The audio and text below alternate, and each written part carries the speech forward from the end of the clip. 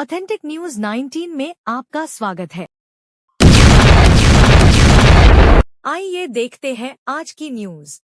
ಇವತ್ತು ನಮ್ಮಲ್ಲಿ ಶ್ರೀ ವಿಜಯ್ ಶೆಟ್ಟರ್ ಅವರು SC ಶೆಟ್ಟರ್ ಆ್ಯಂಡ್ ಸನ್ಸ್ ಅಂತೇಳಿ ಟಾಟಾದ ಏನಿದ್ದಾರೆ ಅವರು ನಮಗೆ ಸುಮಾರು 45 ಲಕ್ಷ ರೂಪಾಯಿ ಮೊತ್ತದ ಡಯಾಲಿಸಿಸ್ ಮಷಿನ್ಗಳನ್ನು ಇವತ್ತು ನಮಗೆ ಚಿತ್ರದುರ್ಗ ಹಾಸ್ಪಿಟ್ಲಿಗೆ ದೇಣಿಗೆಯನ್ನು ನೀಡಿದ್ದಾರೆ.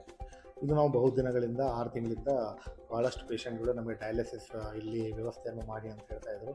ಸೊ ಹಾಗಾಗಿ ಇದನ್ನು ಪ್ಲ್ಯಾನ್ ಮಾಡ್ತಾ ಇದ್ದೀವಿ. ಹಾಗಾಗಿ ಇದನ್ನು ಇವತ್ತು ನಮಗೆ ದೇಣಿಗೆಯಾಗಿ ಅದನ್ನು ನಮಗೆ ನೀಡಿದ್ದಾರೆ. ಅದಕ್ಕಾಗಿ ಅವರಿಗೆ ನಾವು ಧನ್ಯವಾದಗಳನ್ನು ಅರ್ಪಿಸ್ತಾ ಇದ್ದೀವಿ.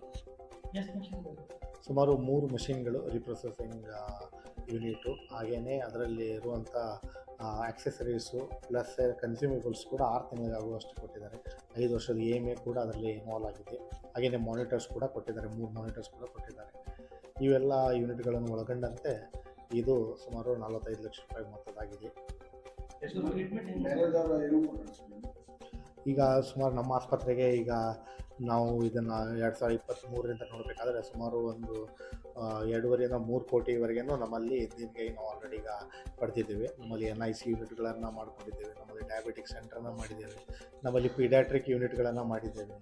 ಎಲ್ಲನೂ ನಮ್ಮಲ್ಲಿ ಇನ್ನರ್ ವೀಲ್ ಕ್ಲಬ್ಬು, ಹಾಗೆ ರೋಟರಿ ಕ್ಲಬ್ಬು, ಮತ್ತು ನಾವು ಇಂಡಿವಿಜುವಲ್ ಡೋನರ್ಸ್ ಕಡೆಯಿಂದ ತೊಗೊಂಡಿದ್ದೀವಿ. ಒಂದು ಫಿಸಿಯೋಥೆರಪಿ ಯೂನಿಟ್ ಸೆಂಟರ್ ಮಜೇತಿ ಅವ್ರು ಮಾಡಿದ್ದಾರೆ. ಹಾಗೆಯೇ ಹಲವಾರು ಡೊನೇಷನ್ಸ್ಗಳನ್ನು ನಮಗೆ ನೀಡಿದ್ದಾರೆ.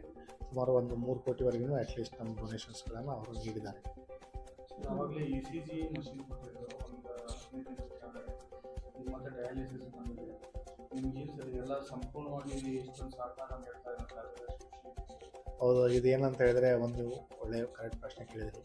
ಏನಂತ ಹೇಳಿದರೆ ಯಾರಿಗಾದರೂ ನಾವು ಹಿಂಗೆ ಹೇಳಿದ್ರಿ ಅಂದರೆ ನಾವು ಇದೆಲ್ಲ ಮಾಡಿದ್ದೇವೆ ಪ್ರಾಜೆಕ್ಟ್ ಅಂತ ಹೇಳಿದ್ರೆ ಇನ್ನೂವರೆಗೂ ನಾವು ಯಾರಿಗೆ ಕೇಳಿದೆ ಅವ್ರು ಯಾರೂ ಇಲ್ಲ ಅಂತ ಅಂದೇ ಇಲ್ಲ.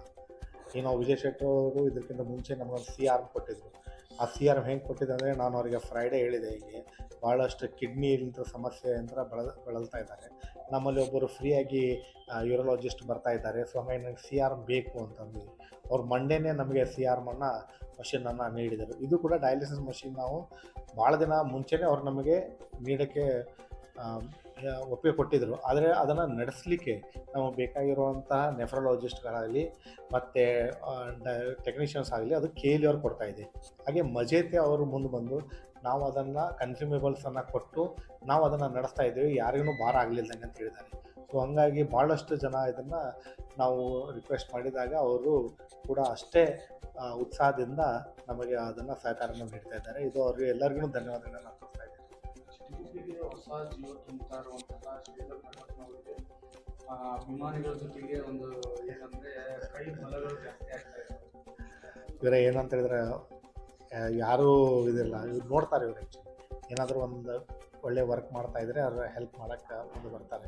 ಯೂಶ್ವಲಿ ಅವ್ರಿಗೆ ಅನಿಸ್ತಾ ಅಂತ ಹೇಳಿದರೆ ಇಲ್ಲಪ್ಪ ಇದು ರಾಂಗ್ ಟ್ರ್ಯಾಕ್ ಹೋಗ್ತಾ ಇದ್ದಾರೆ ಅಂತ ಹೇಳಿದ್ರೆ ಯಾರೂ ಹೆಲ್ಪ್ ಮಾಡೋಕ್ಕೆ ಬರೋದು. ಏನೋ ಸ್ಮಾಲ್ ಸಿಟಿ ಇದೆ, ಭಾಳಷ್ಟು ಜನ ಸ್ವಲ್ಪ ಏನಾದರೂ ನ್ಯೂಸ್ ಇದ್ದರೂ ಕೂಡ ಎಲ್ಲ ಕಡೆನೂ ಹರಡುವಂಥ ಅವರು.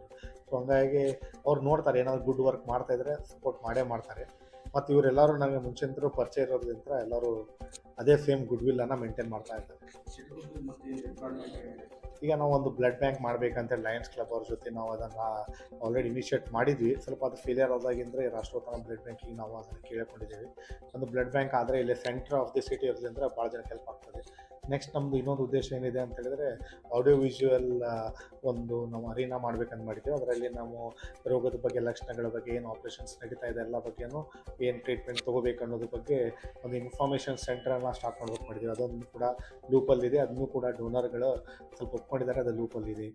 ಹಾಗೆಯೇ ನಮ್ಮಲ್ಲಿ ಇನ್ನೂ ಒಂದು ರಿಹೆಬಿಲಿಟೇಷನ್ ಸೆಂಟರ್ ಮಾಡಬೇಕಂತಿತ್ತು. ನಮ್ಮಲ್ಲಿ ಈಗ ಫಿಸಿಯೋಥೆರಪಿ ಸೆಂಟರ್ ನಡೀತಾ ಇದೆ. ಫಿಸಿಯೋಥೆರಪಿ ಸೆಂಟ್ರಲ್ಲಿ ಸುಮಾರು 80ರಿಂದ 90 ನಮ್ಮ 2 ವರ್ಷದಲ್ಲಿ ಅರೌಂಡ್ 90 ಪ್ಯಾರಲೈಟಿಕ್ ಪೇಷಂಟ್ಸ್, ಅಂದರೆ ಅವ್ರ ಬೆನ್ನು ಮೂಳೆ ಅಂತ ನೋವಾಗಿ ಪ್ಯಾರಲೈಟ್ ಆಗಿರುವಂಥ ಪೇಷಂಟ್ಸು ರಿಕವರ್ ಆಗಿ ಈಗ ಮತ್ತು ಆಟೋ ಡ್ರೈವಿಂಗ್ ಅವೆಲ್ಲ ಮಾಡ್ತಾ ಇದ್ದಾರೆ.